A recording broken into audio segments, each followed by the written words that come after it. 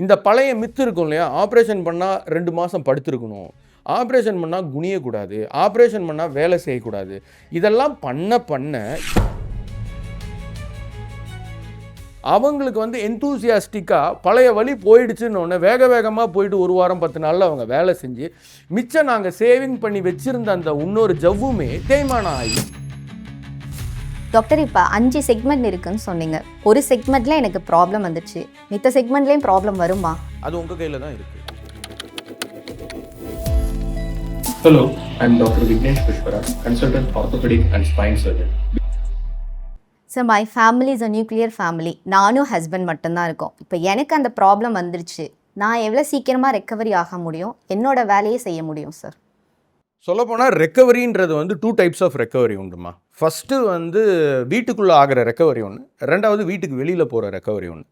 வீட்டுக்கு உள்ளே ஆகிற ரெக்கவரி நாங்கள் கீஹோலில் பண்ணுற காரணத்தினால 10 நாள் வரைக்கும் கூட போகிறதில்ல, 3-4 நாளைக்குள்ளேயே வந்துடும். வீட்டுக்கு வெளியில் போகக்கூடிய ரெக்கவரி வந்து நாங்கள் எந்த சர்ஜரியாக இருந்தாலும் 3 வீக்ஸ் சொல்லுவோம். ஏன் அப்படின்னா, நம்ம ஊர் காற்றுல கிருமி இருக்குது. நம்ம ஊர் காற்றுன்னு மென்ஷன் பண்ணும்போது கொஞ்சம் எக்ஸ்ட்ராவாகவே கிருமி இருக்குது நம்ம ஊர் காற்றுல, தேர்ட் வேர்ல்டு கண்ட்ரின்ற காரணத்தினால. மற்றபடி வேறு எந்த ரீசனும் கிடையாது வீட்டை விட்டு வெளியே போகக்கூடாது அந்த 3 weeks. So coming to the first part, வீட்டுக்குள்ளே மொபிலைசேஷன். அந்த வலி கம்மியாக இருந்து உங்களோட வேலையை நீங்களே செஞ்சுக்கணுன்றதுக்காக தான் நாங்கள் வந்து இதை கீஹோல் பண்ணிக்கோங்க முடிஞ்சிச்சுன்னா அப்படின்னு சொல்கிறோம். இன்றைக்கி காலையில் ஆப்ரேட் பண்ணுறோன்னு வச்சுக்கோங்களேன், இன்றைக்கி சாயங்காலம் தாராளமாக நீங்கள் நடக்கலாம். முன்னெல்லாம் வந்து ஸ்பைனில் ட்ரீட்மெண்ட் பண்ணுறோம் அப்படின்னா வந்து யூரின் போகிறதுக்கு டியூப் போட்டிருப்பாங்க, பெட்டில் 3 நாள் இருக்கணும்பாங்க. இப்போ அந்த சினாரியோலாம் கிடையாது. எனக்கு ஆப்ரேஷன் பண்ணாலும் சரி, உங்களுக்கு ஆப்ரேஷன் பண்ணாலும் சரி, எங்கள் அம்மா அப்பாவுக்கு ஆப்ரேஷன் பண்ணாலும் சரி, எங்கள் தாத்தாவுக்கு ஆப்ரேஷன் பண்ணாலும் சரி, 4 ஏஜ் கேப் சொல்கிறேன் இல்லையா, இந்த 4 ஏஜ் கேப்பில் கடைசியாக சொன்ன எங்கள் தாத்தாவுக்கு ஆப்ரேஷன் பண்ணும்போது மட்டும் நாங்கள் கொஞ்சம் வெயிட் பண்ணி நடக்க சொல்லுவோம். மற்ற 3 கேப்லேயுமே வந்து அன்னைக்கு சாயங்காலமே நடக்கலாம், அடுத்த நாள் வந்து படிக்கட்டு ஏறலாம் இறங்கலாம், அதுக்கு அடுத்த நாள் நாங்கள் வீட்டுக்கு அனுப்பிடுவோம். எவ்வளோக்கு எவ்வளோ வந்து ஆக்டிவாக மசில்ஸை நீங்கள் வச்சுக்கிறீங்களோ அவ்வளோக்கு அவ்வளோ உங்களோட பிரச்சனை சீக்கிரம் தீந்துடும்.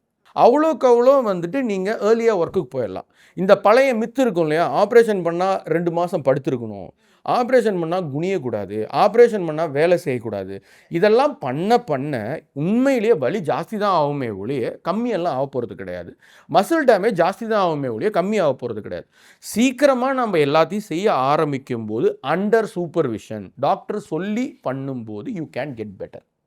இதுவே ஒரு சில பேஷண்ட்ஸ் இருப்பாங்க, 2-3 இடத்துல ஜவ் தேய்மானம் ஆயிருக்கும், 2 இடத்துல நாங்கள் ஆப்ரேட் பண்ணியிருப்போம், ஒரு இடத்துல வெயிட் பண்ணுப்பா கொஞ்சம் பிரச்சனை இருக்குது, நீ ஸ்ட்ரென்தனிங் பண்ணிட்டு தான் ஒர்க் பண்ண போகணும்னு சொல்லுவோம். அவங்களுக்கு வந்து எந்தூசியாஸ்டிக்காக பழைய வழி போயிடுச்சுன்னு ஒன்று வேகமாக போயிட்டு 1 வாரம் 10 நாளில் அவங்க வேலை செஞ்சு மிச்சம் நாங்கள் சேவிங் பண்ணி வச்சுருந்த அந்த இன்னொரு ஜவ்வுமே தேய்மானம் ஆகி அடுத்த கட்டத்துக்கு பிரச்சனையை சீக்கிரம் வாங்கிட்டு வந்துடுவாங்க. ஸோ புரோட்டோகால் பிரகாரம் எங்களுக்கு தெரியும் 90% எல்லாரையும் சீக்கிரம் அனுப்பிட முடியும். 10% there is also some caution to be maintained அப்படின்னு சொல்கிற மக்களும் இருக்காங்க. ஆனால் நீங்கள் எதிர்பார்க்குற அளவு 3 மாதம் போக முடியாது, 6 மாதம் போக முடியாதுன்றதெல்லாம் கிடையாது. டாக்டர், இப்போ 5 செக்மெண்ட் இருக்குன்னு சொன்னீங்க. ஒரு செக்மெண்ட்டில் எனக்கு ப்ராப்ளம் வந்துச்சு, மித்த செக்மெண்ட்லேயும் ப்ராப்ளம் வருமா? அது உங்கள் கையில் தான் இருக்குது. வராதுன்னெலாம் யாருனாலையுமே சொல்ல முடியாது.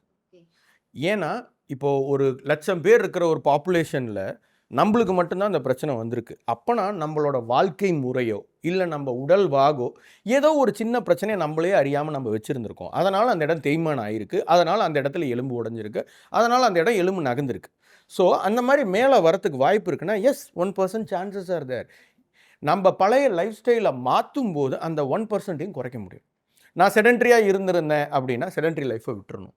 நான் வந்து ரொம்ப வந்து உடம்புக்கு ஸ்ட்ரென்தனிங்கே கொடுக்காமல் இருந்தேன், ஸ்ட்ரென்தனிங் கொடுக்கணும்.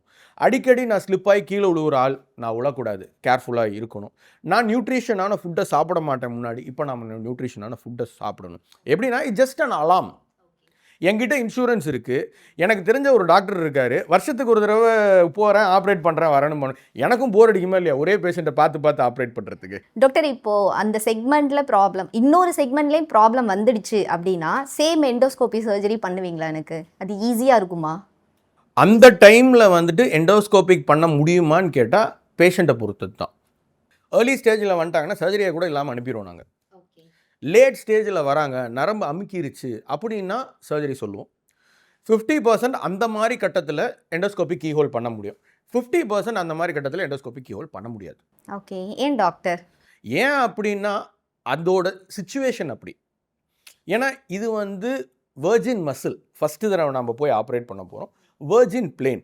2வது தடவை நம்ம போகும்போது அது வெர்ஜின் பிளேன் கிடையாது. அப்படி இருக்கும்போது உள்ள என்ன இருக்குன்னு தெரியாது. நம்மளுக்கு சேஃப்டி தான் முக்கியம். சேஃப்டியை காம்ப்ரமைஸ் பண்ணி எந்த ட்ரீட்மெண்ட்டுமே நாங்கள் பண்ண மாட்டோம். நான் போன தடவை நம்ம வீடியோலேயே சொல்லியிருக்கேன், நான் எண்டோஸ்கோபிக் சர்ஜரியோ கீஹோல் சர்ஜரியோ மினிமல் ஆக்சஸ் சர்ஜரியோ நாங்கள் முடிவு பண்ணிப்போம். 1. 2வது, நான் எண்டோஸ்கோபிக் கீஹோல்னு சொல்லும்போது பேஷண்ட்கிட்ட சொல்லி தான் தியேட்டருக்குள்ளே கூப்பிட்டு போவேன். 90லேருந்து 99% எண்டோஸ்கோப்பியில் பண்ணுறதுக்கு முயற்சி பண்ணுவோம். உங்களோட சேஃப்டி பிரச்சனை ஆகும் பட்சத்தில், உங்களோட சேஃப்டி காம்ப்ரமைஸ் ஆகும்னு எங்களுக்கு தோணுச்சுன்னா நாங்கள் அதை ஓப்பனாக கன்வெர்ட் பண்ணிடுவோம். ஏன்னா எண்டோஸ்கோபிக் அப்படின்றதோ மினிமல் இன்வேசிவ் அப்படின்றதோ 2வது, சேஃப்டி ஃபர்ஸ்ட்.